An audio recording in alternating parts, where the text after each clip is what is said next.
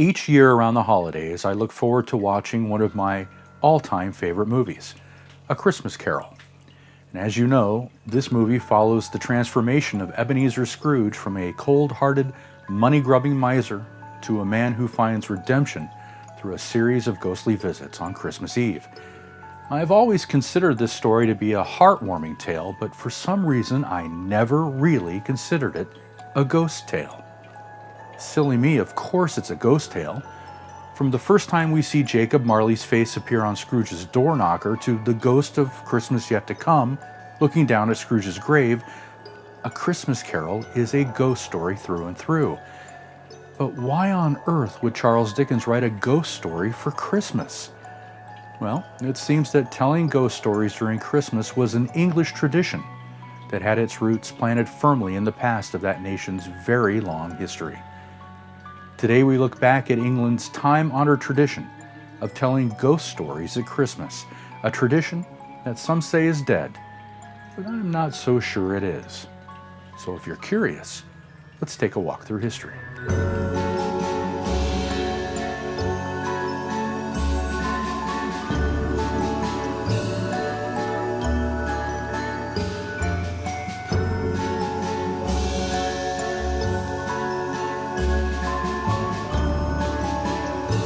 Telling spooky stories at night is a tradition possibly as old as time itself.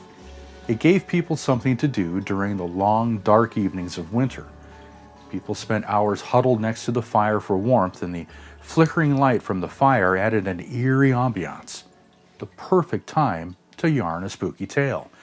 But why tell ghost stories during Christmas? Well, it looks as if Christmas ghost stories naturally occurred during the estuary of pagan tradition and religious celebration. Some modern Christmas traditions are a collection of many cultural and spiritual beliefs throughout time. The Yule log, as well as Yule season, are often linked to pre-Christian celebrations of the solstice.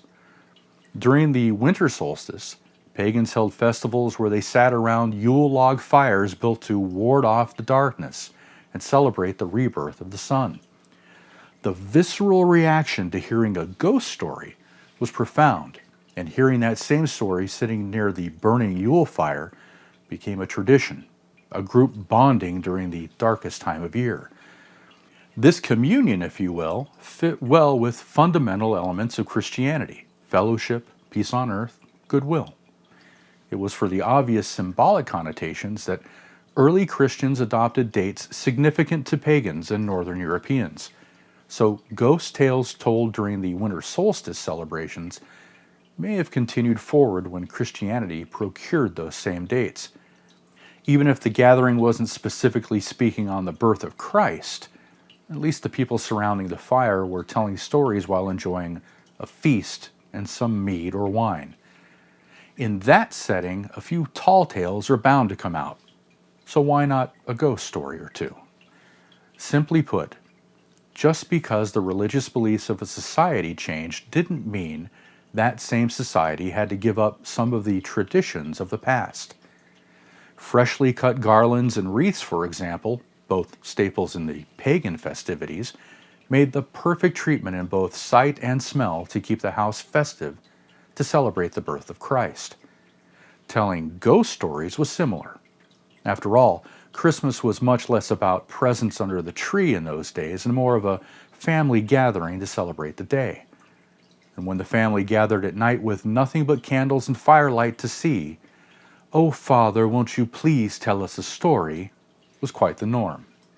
And there are few feelings so grand for a father than to see the wonderment glistening back from their children's eyes as they are transported into their imaginations, and you tell them a wondrous story. Now, what could be more wondrous than for a child to experience the thrill of a ghost story at that? So ghost stories at Christmas time became a hugely popular event. In fact, the merriment around the holiday was hailed as a wonderful time for the family and society at large. There was one problem, though.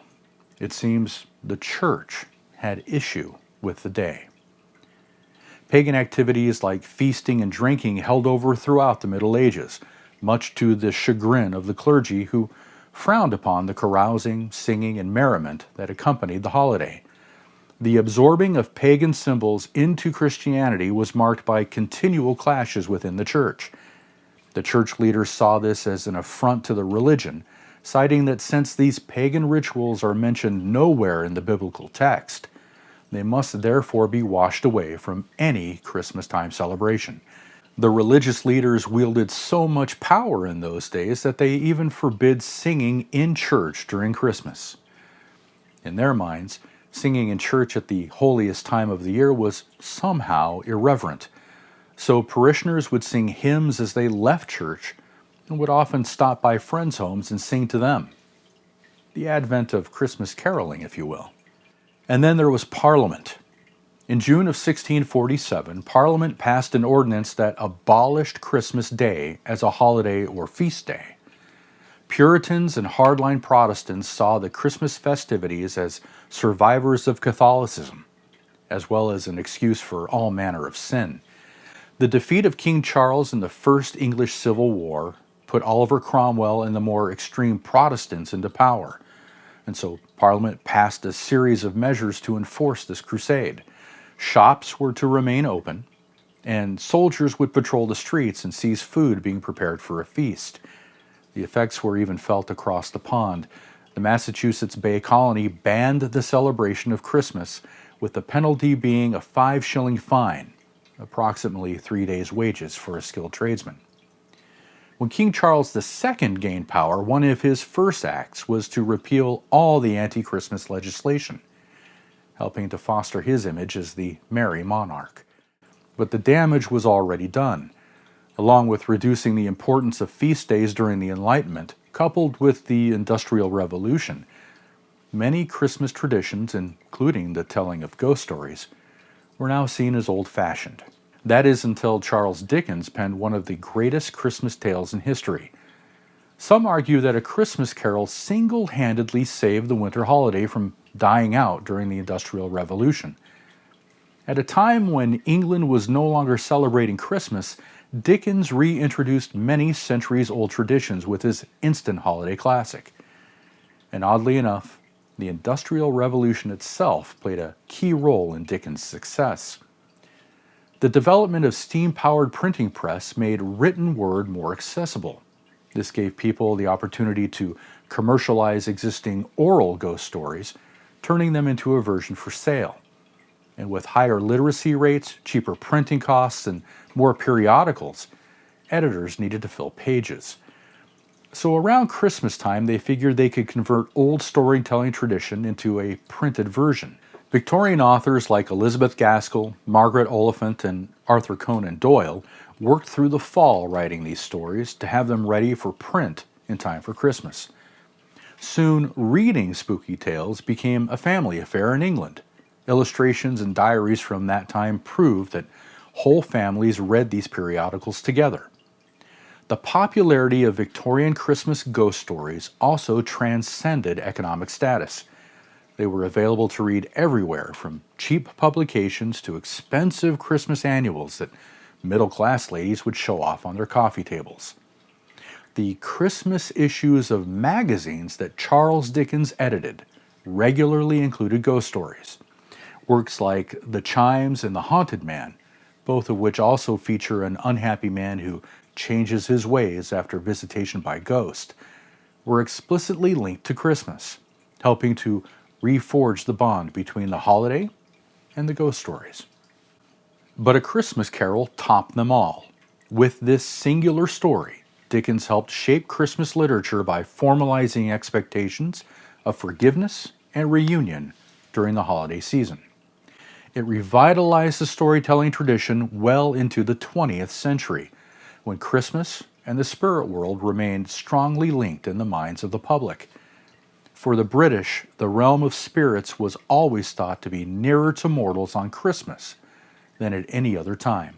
Dickens discontinued the Christmas publications in 1868, stating he felt as if he had murdered Christmas and that its ghost perpetually haunted him. But by then, the Christmas ghost stories had taken on a life of their own, and other writers rushed to fill the void that Dickens had left. As the years passed, however, Christmas ghost stories turned away from the sentimental values of family and goodwill and turned into the macabre nightmare tales aimed at only frightening the reader. A few short decades later, however, the tradition had died out once again. 2 world wars and the death of more than 100 million people saw to that.